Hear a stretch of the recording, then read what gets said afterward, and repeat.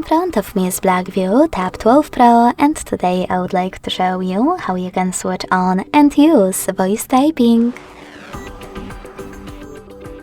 Begin by opening your device's keyboard and clicking on the microphone icon at the top right corner. If you can't see it, select this gear one instead. Now click on voice typing and hit gray switcher next to it to activate it. Following that, go back to your keyboard and tap on no visible microphone.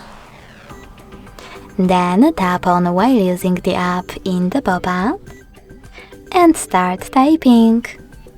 As you can see, voice typing is on.